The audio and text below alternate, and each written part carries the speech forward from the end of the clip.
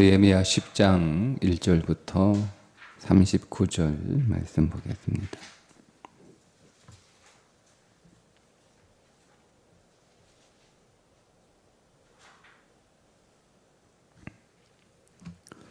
그 임봉한 자는 하가랴의 아들 총독 느헤미야와 시드기야, 스라야, 아사랴, 예레미야, 바스울, 아마라, 말기야, 핫두스, 스바냐, 말룩, 하림, 무레못, 오바디야, 다니엘, 긴느돈, 바룩, 무슬람, 아비야, 미야민, 마하시야, 빌게, 스마야이니 이는 제사장들이요. 또 레위 사람 곧 아사냐의 아들 예수와 헤나닷의 자손 중 빈누이, 간미엘과 그의 형제 스바냐, 호디야, 그리자, 블라야, 하난, 미가, 의홉, 하사랴, 삭굴, 세레랴, 스바냐, 호디야, 바니, 브니누요, 또 백성의 우두머리들 곧 바로스, 마하모압, 엘람, 사뚜, 바니, 분니, 아스갓, 베베, 아도니야, 비그웨, 아딘, 아델, 히스기야, 악술, 호디야, 하숨, 베세, 하립, 아나돗, 노베, 막비아스, 부슬람, 헤셀, 무세사벨, 사독, 야뚜야, 블라디아, 하나나, 아나야, 호세야, 하나냐, 하숲, 할레스, 빌하, 소백, 루흠, 하삼나, 마하세야, 아히야, 하난, 아난, 말룩, 하림, 바나이니라. 그 남은 백성과 제사장들과 레위 사람들과 문지기들과 노래하는 자들과 느디님 사람들과 및 이방 사람과 절교하고 하나님의 율법을 준행하는 모든 자와 그들의 아내와 그들의 자녀들 곧 지식과 총명이 있는 자들은 다 그들의 형제 귀족들을 따라 저주로 맹세하기를 우리가 하나님의 종 모세를 정하여 주신 하나님의 율법을 따라 우리 주 여호와의 모든 계명과 규례와 율례를 지켜 행하여 우리의 딸들을 이 땅 백성에게 주지 아니하고 우리의 아들들을 위하여 그들의 딸들을 데려오지 아니하며 혹시 이 땅 백성의 안식일에 물품이나 온갖 곡물을 가져다가 팔려고 할지라도 우리가 안식일이나 성일에는 그들에게서 사지 않겠고 일곱째 해마다 땅을 쉬게 하고 모든 빚을 탕감하리라 하였고 우리가 또 스스로 규례를 정하기를 해마다 각기 세겔의 3분의 1을 수납하여 하나님의 전을 위하여 쓰게 하되 곧 진설병과 항상 드리는 소제와 항상 드리는 번제와 안식일과 초하루와 정한 절기에 쓸 것과 성물과 이스라엘을 위하는 속죄제와 우리 하나님의 전에 모든 일을 위하여 쓰게 하였고 또 우리 제사장들과 레위 사람들과 백성들이 제비 뽑아 각기 종족대로 해마다 정한 시기에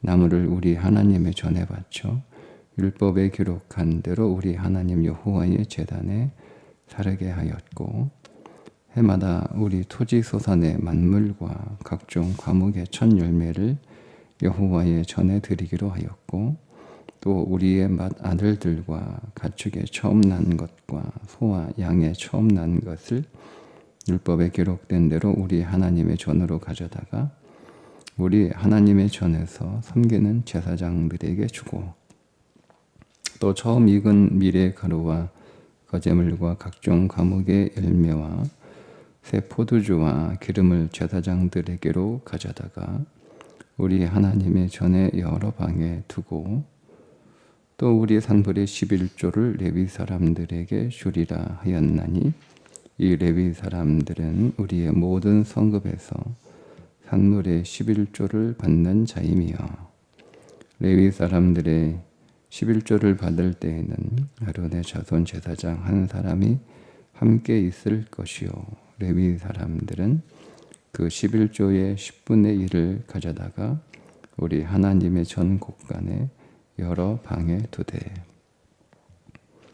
곧 이스라엘 자손과 레위 자손이 거제로 드린 곡식과 새 포도주와 기름을 가져다가 성소의 그릇들을 두는 골방 곧 섬기는 제사장들과 문지기들과 노래하는 자들이 있는 골방에 둘 것이라. 그리하여 우리가 하나님의 전을 버려두지 아니하리라. 아멘. 말씀을 임봉한 자들의 명단이 제사장, 레위 그리고 그 밖의 사람들 쭉 이렇게 나오죠. 오늘 이 10장의 말씀을 통해서 포로에서 귀환한 사람들이 스룹바벨 성전을 다시 짓고 또 성벽을 세우고 또 무너진 성벽을 다시 충수하고 하는 이 모든 이들의 목표가 뭐였냐면 하나님이 주신 율법을 준행하는 거룩을 회복하는 것이 목적이었음을 우리가 알 수가 있습니다. 그리고 그 목적을 이제 잘 지키는 삶을 살겠다라고 임봉하는 거예요. 그리고 이어서 우리가 지켜야 될 율법이 무엇인지를 그들이 대표적으로 적고 있는데 이것들은 이것만 지키겠다 이게 아니고 이거를 반드시 했어야 되는데 그동안 하지 못했던 것들 대표적인 것들이에요. 그들이 하나님 앞에서 하나님의 말씀대로 살지 않았던 대표적인 것들을 오늘 말씀에서 언급하고 있는데 그것들을 좀 하나씩 보겠습니다. 먼저 30절에 보면 우리의 딸들을 이 땅 백성에게 주지 아니하고 우리의 아들들을 위하여 그들의 딸들을 데려오지 아니하며 이방인과 결혼할 수 없는데 그들이 오랜 포로 생활을 하다 보니 자연스럽게 이방인들과 결혼하여 혼혈이 된 거죠. 그런데 이게 혼혈이 된 게 단순히 혈통의 순수성을 이제 깨트리는 것만이 아니라 더 중요한 건 이방 문화가 자연스럽게 흘러 들어오는 거예요. 같은 하나님의 백성 유대인들끼리 결혼하게 되면 신앙은 좀 이렇게 약해진다 할지라도 그 신앙의 문화는 계속 잘 이렇게 이어갈 수 있었을 텐데 그러니까 이방 문화가 들어오면 이방 사람하고 결혼하게 되면 신앙이 약해지는 것뿐만 아니라 그 문화가 점점 사라지는 거예요. 자, 그 문화가 점점 사라지게 되면 어떤 현상이 일어나게 되냐면 후손들이 하나님을 믿는 삶을 살아가지 않겠죠. 그러니까 신앙의 대가 끊기는 거예요. 그래서 단순히 혈통의 문제에서 이방인과의 혼인을 금하는 것이 아니라 신앙의 차원에서 이방인과 결혼하게 되면 자연스럽게 어쩔 수 없이 이방 문화를 쫓아가게 되고 그러다 보면 신앙의 대가 끊기는 아주 심각한 문제가 생기니까 이방인과의 결혼을 금지했는데 그렇게 하지 않았던 거죠. 그래서 이방인들과 결혼하게 되고 그래서 이방의 문화가 신앙 안으로 들어오게 되고 그래서 이방과 신앙의 문화가 섞이다 보니 신앙의 대가 끊겨지는 일들이 벌어지게 되는 거예요. 그것이 하나님 앞에 우리가 잘못한 것이다 라고 회개하여 이제 이방인과 결혼하지 않겠다 이렇게 결단하는 겁니다. 결단하는 것. 두 번째는 31절 혹시 이 땅 백성이 안식일에 물품이나 온갖 곡물을 가져다가 팔려고 할지라도 우리가 안식일이나 성일에는 그들에게서 사지 않고, 네, 안식일을 잘 지키겠다. 근데 안식일에 물건을 사고 팔지 않겠다. 이렇게 결단하는 거예요. 근데 안식일에 물건을 사고 팔지 말라라고 하는 내용은 율법에 없어요. 그런데 왜 이런 결단을 했는가 하면 지금은 이 유대 땅 안에 이스라엘 사람들만 살고 있는 건 아니잖아요. 이방 사람들도 들어와 같이 살고 있는 거예요. 근데 안식일은 유대인들만 가지고 있는 거니까. 그러니까 다른 이방인들은 그 안식일에 대한 개념 자체가 없으니까 그들은 그냥 이 안식일에도 물건을 사고 팔고 하는 거예요. 근데 나하고 거래하는 사람이 이방인이란 말이에요. 그러니까 이 사람들은 안식일에도 물건을 다 사고 팔고 한단 말이에요. 그럼 내가 이 사람하고 거래하다 보면 나도 어쩔 수 없이 안식일에 물건을 사고 팔 수밖에 없는 상황이 되는 거죠. 이 사람하고 거래하니까. 네. 제가 가보진 않았지만 우리가 유럽 여행 갈 때 한 가지 이렇게 염두에 두고 가야 되는 게, 그 사람들은 주일 일요일이 되면 다 이렇게 상점이고 뭐고 다 이렇게 문을 닫는데요. 그래서 일요일은 마땅히 어디 가서 막 밥 먹기도 쉽지 않고 모든 관광지도 다 문 닫고 그런다고 그러대요. 그러니까 그게 문화잖아요, 문화. 다 그렇게 문화가 되니까 이제 다들 이제 그 사람들은 뭐 신앙이 없다 할지라도 그런 문화가 되어 버리니까 그냥 일요일은 다 문 닫고 쉬는 거예요.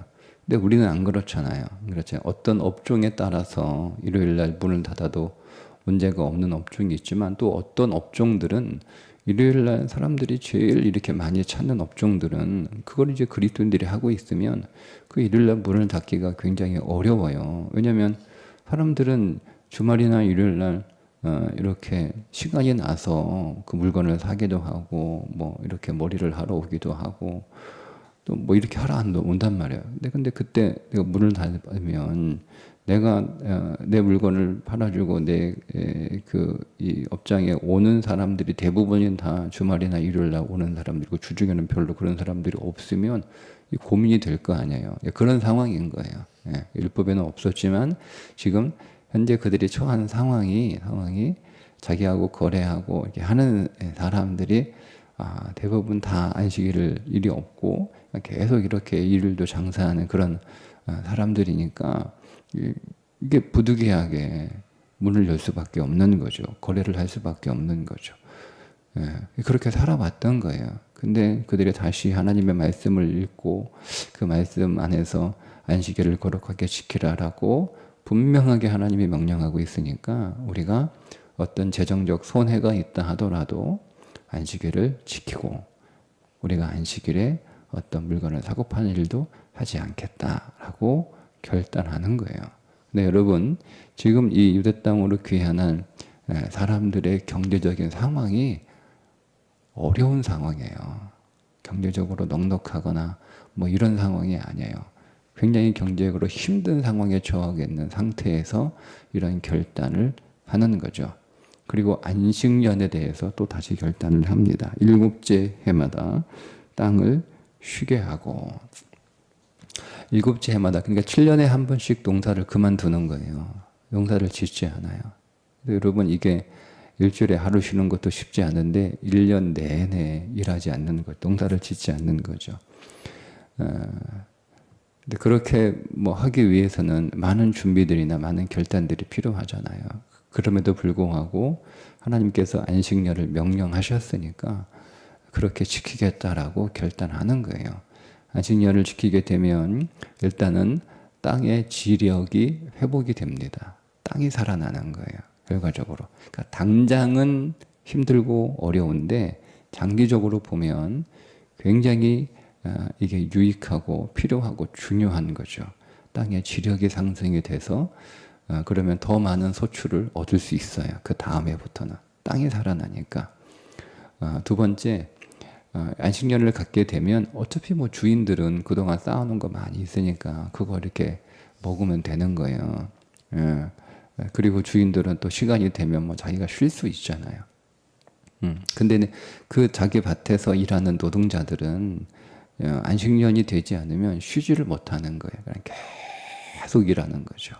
그래서 이 안식년을 통해서 주인도 땅도 쉬지만 그 땅에서 일하는 노동자들도 쉴 수 있게 되는 거예요. 근데 또 한 가지는 그 땅에 농사를 짓지 않아도 쭉 이렇게 농사를 지어왔기 때문에 뭔가 이렇게 식물이 올라온단 말이에요. 근데 그거는 그 밭의 주인의 것이 아니고 아무나 다 먹을 수 있는 거예요. 가난한 자들, 나그네, 고아와 과부 이런 사람들도 다 이렇게 먹을 수 있는 거예요. 그러니까 이렇게 장기적으로 보면 이 안식년이 힘들고 어려운 선택처럼 보이지만 그러나 장기적으로 보면 이게 다 유익한 거라는 거죠. 근데 그거를 깨닫지 못하고 당장이 급한 거예요. 그러니까 여러분이 안식년의 신앙은 단순히 7년에 한 번씩 쉬는 게 아니고 당장 우리 인생 안에 닥친 것만을 살아가는 삶에서 우리가 넓게 크게 인생을 바라보고 하나님의 섭리 안에서 인생을 살아가는 그 힘을 얻게 되는 거죠. 어쨌든 그 안식년도 우리가 지키겠다 이렇게 결단을 합니다. 그리고 빛을 탕감하겠다. 빛을 탕감하는 거예요. 신년이 되면 모든 빛을 다 탕감해 줘야 되잖아요. 근데 여러분 이게 빛을 탕감하는 게 이게 그렇게 마음처럼 쉬운 일은 아니잖아요. 그런데 성경에서 빛을 탕감한다라고 하는 어떤 개념을 가지고 있냐면 성경은 내가 가난한 자의 빛을 탕감해 주면 하면 내가 하나님 앞에 돈을 꿔준 것이라고 하나님이 그렇게 여기신다는 거예요. 잠언에 보면 내가 누군가의 빛을 탕감해 주면 하나님이 나에게 빚진 것이라고 생각하겠다. 이렇게 말씀하세요. 그러면 하나님이 갚아주시는 거 아니에요. 그죠? 네. 이게 개념이에요.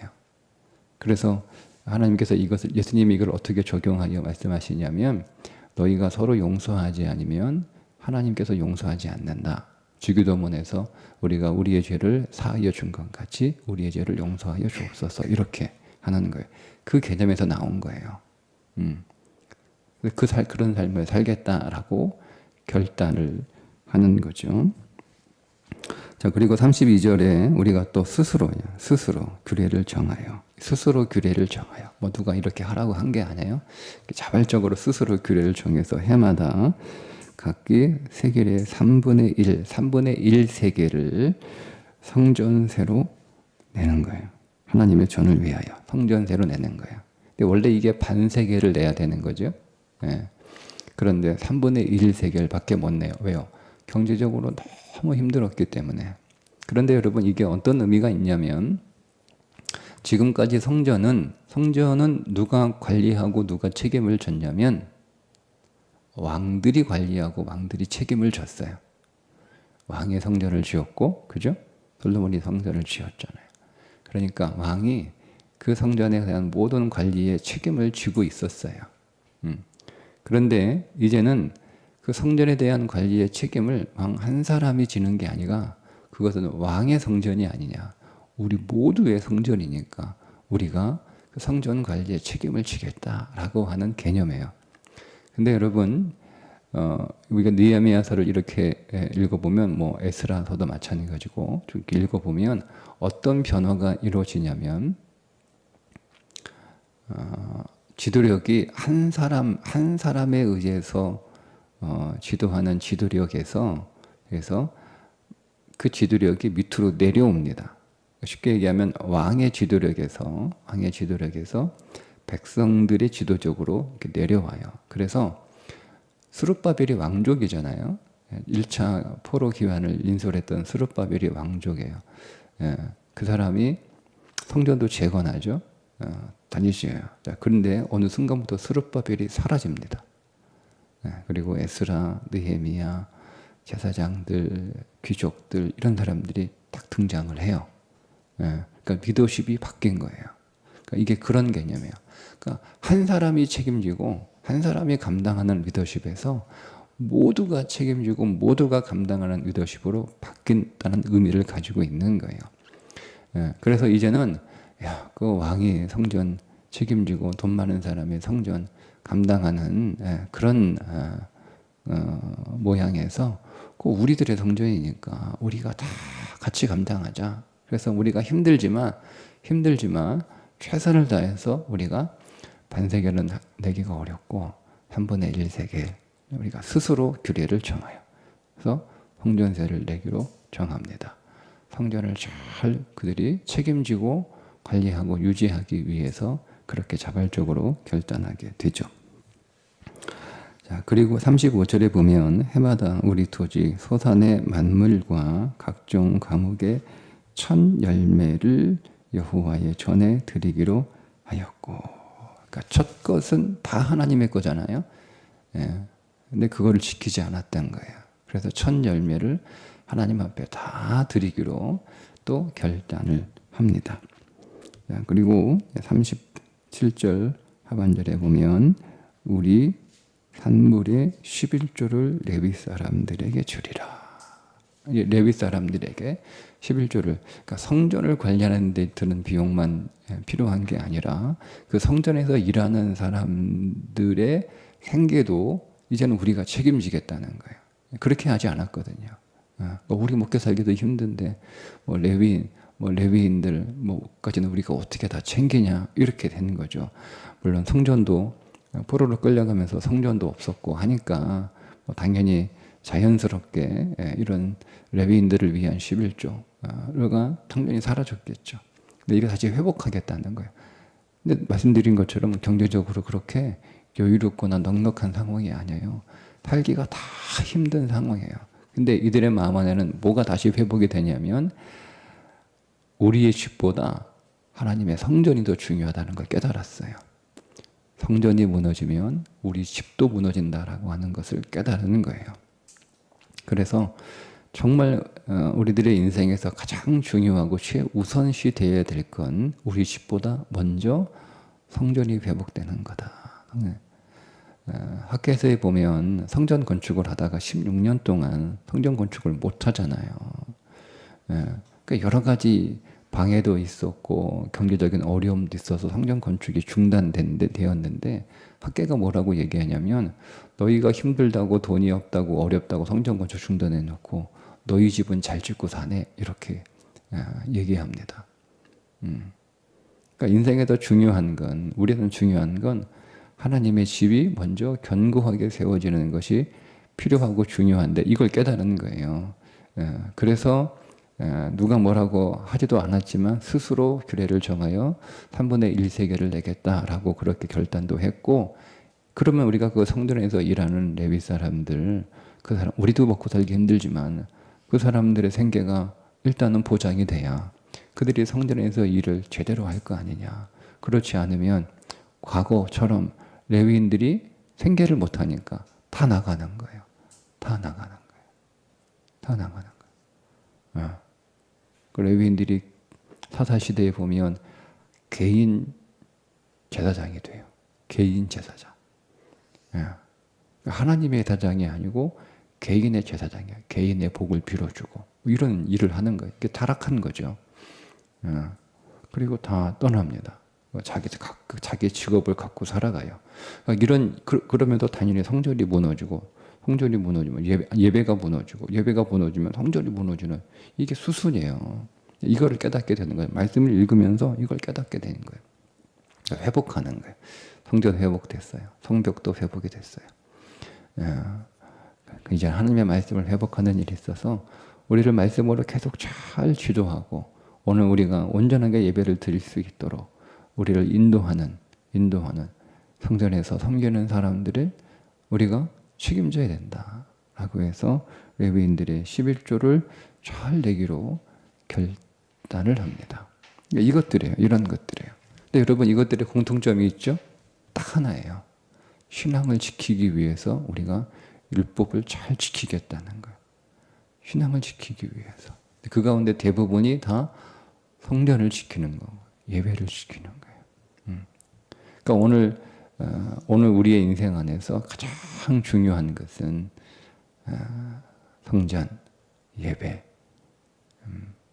그것이 오늘 우리 안에 견고하게 세워져야 오늘 우리의 인생도 제대로 설 수 있다라고 하는 것을 그동안의 경험을 통해서 깨닫게 된 거고, 무엇보다 말씀을 통해서 확인하게 된 것이고, 그들의 그 말씀이 그들 가운데 섰을 때 하나님의 영이 그들 가운데 임하여 그들을 하나님께서 깨우치게 하여 보게 하셨던 거죠.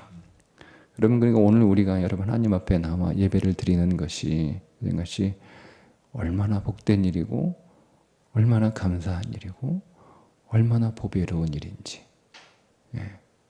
이제 우리가 예배를 드릴 수 있는 교회가 있다는 것, 내가 기다리고 내가 사모하는 예배가 우리 가운데 있다는 것, 우리가 그 가운데서 함께 하나님 앞에 한 마음으로 예배할 수 있는 성도들이 우리 가운데 있다는 것, 이게요 얼마나 복된 일인지 몰라요. 얼마나 하나님 앞에 감사한 일인지 몰라요. 이것이 얼마나 우리 인생의 보배의 일인지 몰라요. 우리가 생각하고 우리가 느끼는 것 이상으로 오늘 우리가 하나님 앞에 나와 오늘 예배할 수 있는 것은 엄청난 복을 우리가 받은 것이다. 여러분, 이 믿음 안에서 우리가 하나님을 예배할 때 말씀처럼 하나님이 찾는 영과 진리로 예배하는 예배자가 되어 오늘 하나님 앞에 기쁨으로 예배하는 오늘 우리 모두가 될 수 있기를 주님의 이름으로 축복합니다. 기도하겠습니다. 하나님 아버지, 오늘 우리에게 예배할 수 있는 교회 주셔서 감사합니다. 오늘 우리들에게 함께 예배할 수 있는 좋은 성도들을 주셔서 감사합니다. 오늘 이 예배를 통하여 우리 안에 더 기쁨이 넘치게 하여 주시고, 우리가 온전히 하나님을 영과 진리로 예배할 때 또 하늘로부터 임하는 놀라운 복을 또 하나님 경험하게 하여 주셔서 오늘 우리가 받은 복이 얼마나 크고 놀라운지, 얼마나 보배로운지 우리 안에서 더 체험되게 해 주옵소서. 예수님의 이름으로 기도합니다. 아멘.